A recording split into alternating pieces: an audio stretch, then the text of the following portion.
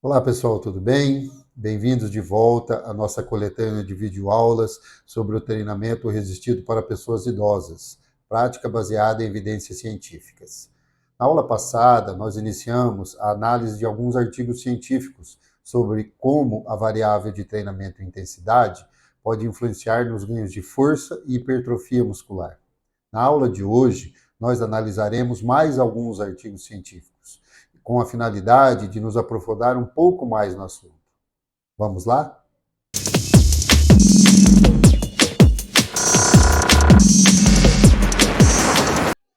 Na última aula, encerramos falando sobre alguns fatores motivantes no treinamento resistido, como o prazer ou desprazer em realizar esse tipo de atividade.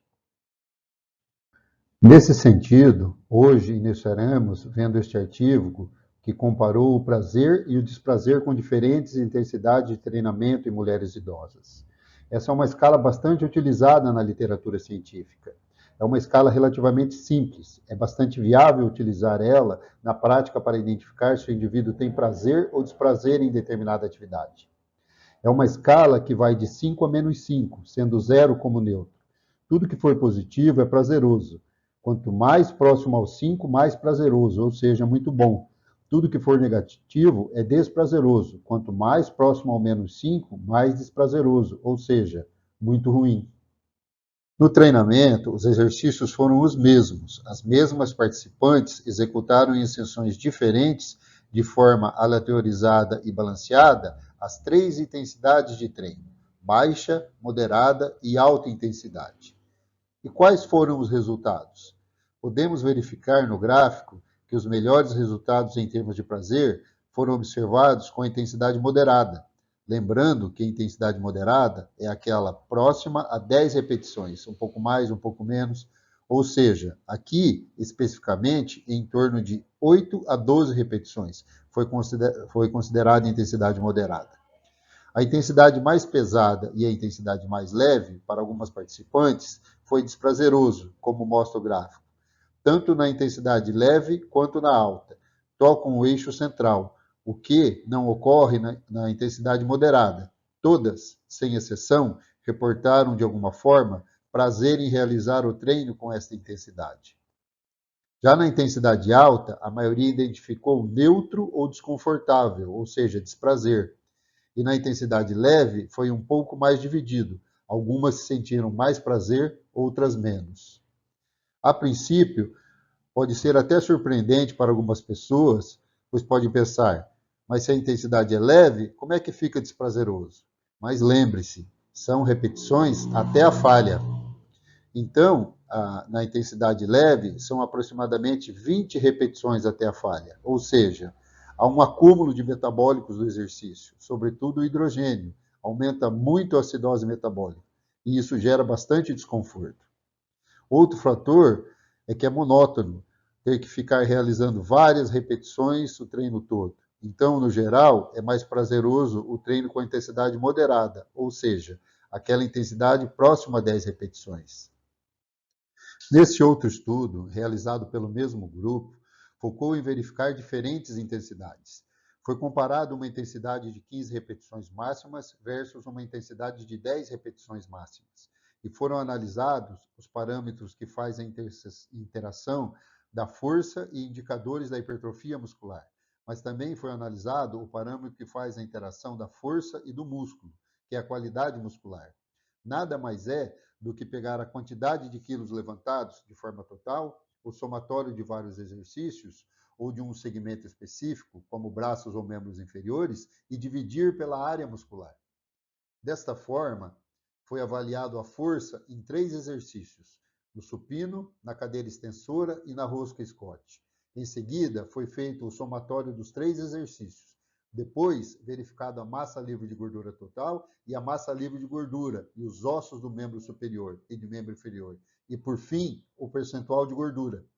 Assim, foi calculada a qualidade muscular, destacada aqui no quadro vermelho. O primeiro é o índice geral, ou seja, divide-se a força total dos 3 exercícios pela massa livre de gordura total. E depois o específico, a quantidade de quilos mobilizados no exercício, ou seja, força máxima, por exemplo, na Ruth Scott, dividido pela massa livre de gordura do membro superior. E depois uma análise semelhante, porém no membro inferior. E o que foi observado?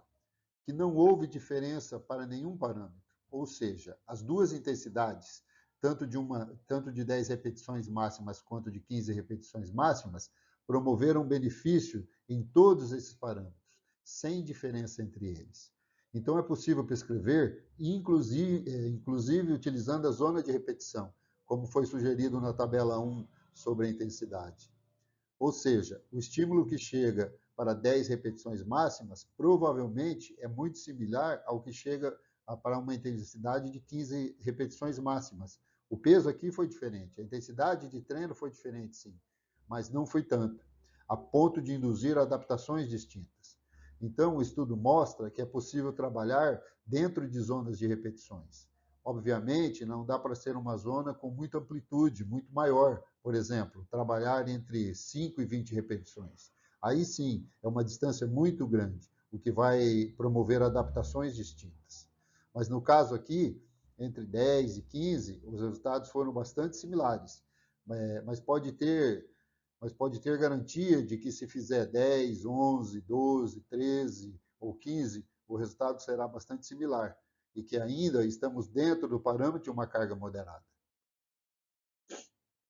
Ainda, com relação às zonas de repetição, os dois principais posicionamentos, as principais recomendações sobre o treino de força para idosos, que é do Colégio Americano de Medicina do Esporte e da Associação Nacional de Força e Condicionamento, recomendam um pouco diferente as zonas de intensidade para o treino de força em indivíduos idosos.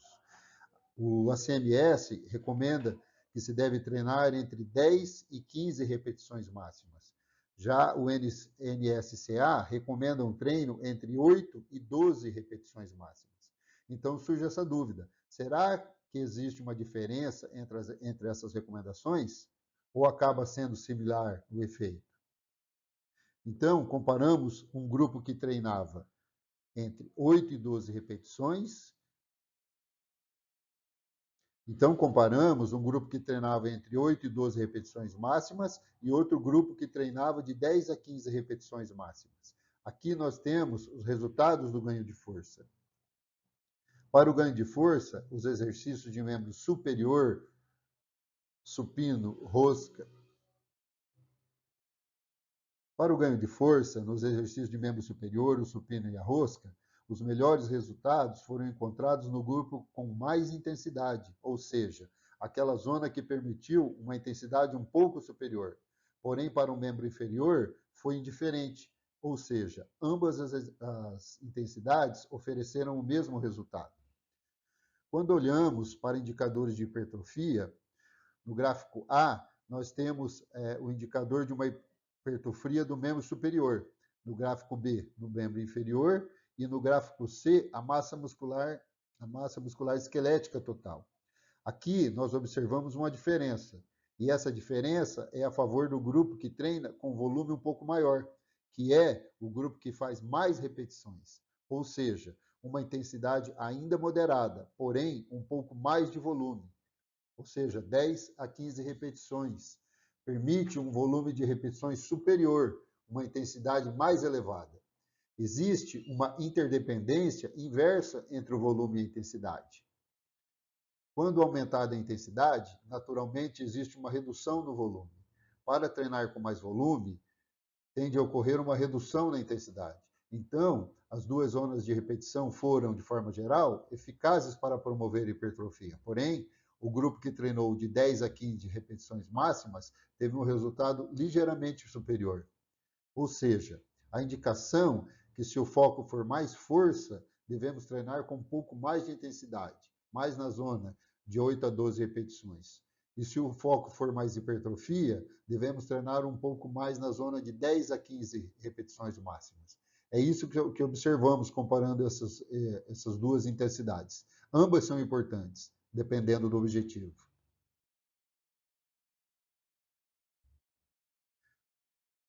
Será que existe um limiar mínimo de intensidade? Será que tem um peso mínimo para ter algum efeito? Ou seja, qual é a intensidade mínima eficaz para promover adaptações musculares, como, por exemplo, o aumento de força e hipertrofia?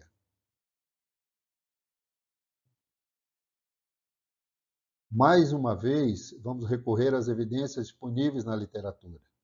Então, existem esses dois trabalhos publicados que trazem alguma informação relacionada ao percentual, à intensidade de treino, especificamente aqui para hipertrofia muscular. Não foi o objetivo primário desses estudos, verificar a questão da intensidade. Mas tem um grupo que treinou a 40% de intensidade, 40% de força e 40% de um RM. E esses grupos, nesses estudos, que treinaram com essa intensidade, não houve hipertrofia muscular estatisticamente significante.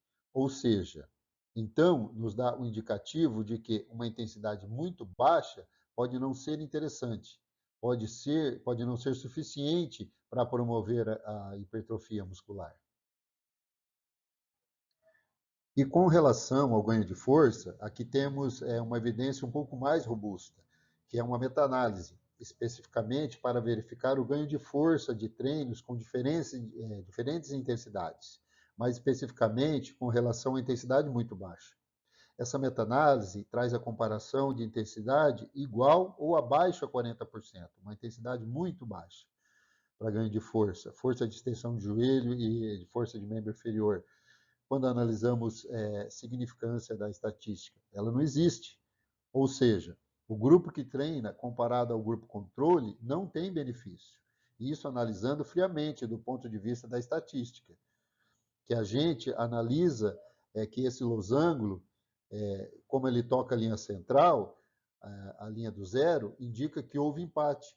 Ou seja, uma intensidade muito baixa não ofereceu vantagem em relação ao grupo controle. E a intensidade que começa a oferecer algum tipo de força é a partir dos 50%, que é o que nós observamos ali na segunda análise. E aqui, sim, nós temos um efeito estatisticamente significante, ou seja, a favor da intervenção do treino de força com mais de 50% ou mais intensidade para ganho de força muscular. Em resumo, esse conjunto de informações, os dois trabalhos anteriores, mais essa meta-análise, que é baseada em um conjunto de evidências, eles nos indicam que em uma intensidade muito baixa, ou seja, próxima a 40% ou menos, os benefícios serão também bastante atenuados. Bem, pessoal, na aula de hoje exploramos o impacto da intensidade no treinamento resistido para idosos, com foco no prazer e no desprazer e as adaptações musculares. Descobrimos que a intensidade moderada, de 8 a 12 repetições máximas, é mais prazerosa e é eficaz para promover ganhos de força e de hipertrofia. Além disso, discutimos as diferenças entre as recomendações sobre as zonas de treinamento e como elas influenciam os resultados. Também abordamos a existência de um limite mínimo de intensidade, em torno de 50% de um RM, para garantir adaptações significativas. Na próxima aula, aprenderemos como determinar a carga correta referente a uma determinada intensidade, essencial para personalizar e otimizar o treinamento resistido.